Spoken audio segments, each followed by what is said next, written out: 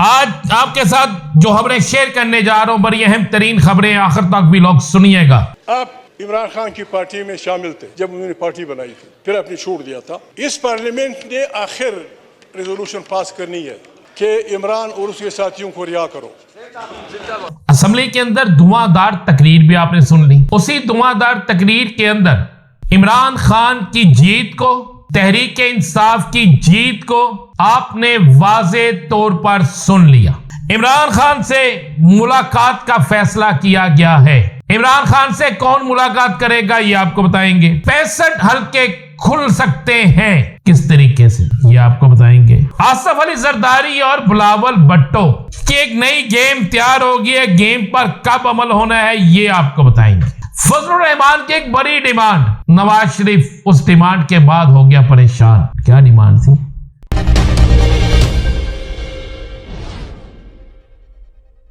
बिस्मिल्लाहिर्रहमानिर्रहीम, अस्सलातु वस्सलामु अलैका या सय्यदी या रसूल अल्लाह, अस्सलातु वस्सलामु अलैका या सय्यदी या हबीब अल्लाह।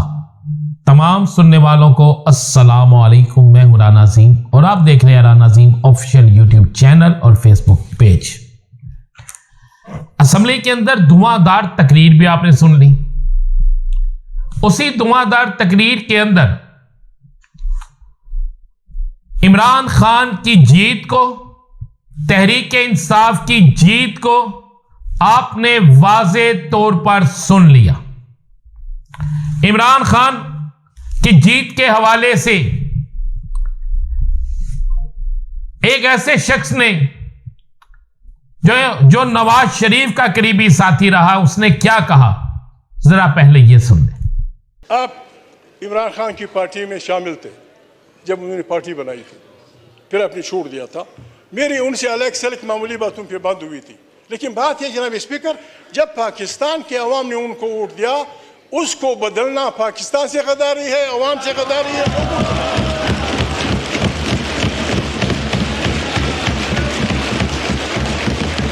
इस पार्लियामेंट ने आखिर रेजोल्यूशन पास करनी है कि इमरान और उसके साथियों को रिहा करो। अब मैं आता हूं खबरों की तरफ। अब खबर की तरफ आते हैं, खबर की तरफ। आज आपके साथ जो खबरें शेयर करने जा रहा हूं, बड़ी अहम तरीन खबरें, आखिर तक भी लोग सुनिएगा। इमरान खान से मुलाकात का फैसला किया गया है। इमरान खान से कौन मुलाकात करेगा ये आपको बताएंगे। 65 हल्के खुल सकते हैं, किस तरीके से ये आपको बताएंगे। आसिफ अली जरदारी और बिलावल भुट्टो की एक नई गेम तैयार होगी है, गेम पर कब अमल होना है ये आपको बताएंगे। फजलुर रहमान की एक बड़ी डिमांड, नवाज शरीफ उस डिमांड के बाद हो गया परेशान। क्या डिमांड थी ये बताएंगे। और इमरान रियाज खान पर दिया गया मुकदमा ये भी उठ जाएगा, इस पे आज बात करेंगे, तफसीली बात करेंगे आपसे। पहली बात आपको खबर देते हैं। खबर यह है कि पाकिस्तान की पार्लियामेंट के अंदर मौजूद सियासी जमातों के रहनुमाओं ने यह कोशिशें तेज कर दी हैं कि किसी न किसी तरीके से वो इमरान खान से जेल में जाकर मुलाकात करें। इसके लिए इमरान खान किस तरह राजी होगा, इमरान खान तक कौन पैगाम पहुंचाएगा, इमरान खान तक पैगाम कौन लेकर जाएगा, और ये जो लोग जो अहम तरीन सियासी रहनुमा मिलना चाहते हैं, उसमें एक अहम तरीन हुकूमती जिम्मेदार के भी शामिल होने की बातें गर्दिश कर रही हैं। इमरान खान से मिलने का उनका मकसद यह है कि पाकिस्तान के अंदर मौजूदा सियासी हालात में इमरान खान से मिलकर उससे यह दरख्वास्त की जाए कि उनकी जमात पार्लियामेंट के अंदर और पार्लियामेंट के बाहर, पार्लियामेंट के अंदर और बाहर दोनों जगहों पर हर सूरत में एक मुस्बत रोल अदा करे और इमरान खान के जो डिमांड है उनमें जो चीजें पूरी हो सकती हैं उस पर भी काम किया जाए। सुनने में आ रहा है कि यह खबर है, बहुत बड़ी खबर, सुनने में आ रहा है कि 8 रुकनी वफद इस मामले में तैयार हो रहा है और वफद में जो लोग शामिल होंगे वो लोग ये कह रहे हैं कि हम उस सूरत में जाएंगे कि अगर हम कोई बात करके आते हैं और वहां से हमारी बात सुनी जाती है तो फिर हर सूरत में उस पर अमल होना चाहिए। खबर दे दूं, इसमें महमूद खान अचक से भी शामिल होंगे, सुनने में आया कि अख्तर मेंगल भी शामिल होंगे, सुनने में आया कि हुकूमत में शामिल एक अहम तरीन शख्सियत भी शामिल होगी, सुनने में आया कि 3 और सियासी जमातों के सियासी रहनुमा भी शामिल होंगे, एक सेनेटर भी इसमें शामिल होगा। अब ये राब्ते शुरू हो चुके हैं, राब्ते तहरीक इंसाफ के अहम रहनुमाओं से करने की कोशिश की जा रही है। इमरान खान कभी भी सियासी तौर पर इस मुल्क के लिए किसी से भी मिलने से इनकार नहीं करेगा, लेकिन कप्तान किसी सूरत में भी किसी ऐसे शख्स से नहीं मिलेगा जिसने उसके मैंडेट पे डाका डाला है, जिसने पाकिस्तान के अंदर इलेक्शंस को जालसाजी से जीता है, उससे कप्तान किसी सूरत में नहीं मिलेगा, ना उनसे बात करेगा। लेकिन खबर ये बड़ी खबर है और ये आज के दिन की बहुत बड़ी खबर है, क्योंकि आज मुल्क भर में एहतजाज भी हो रहा है। एहतजाज करने वालों के साथ कहां कहां पे क्या क्या हुआ ये भी आपने देख लिया है, और मुल्क भर में होने वाले एहतजाज जो है वो सिर्फ एक चीज पे है, और वो चीज ये है कि जो हमारा मैंडेट है, जहां पर हम जीते हुए हैं, वो सीटें हमें दी जाए।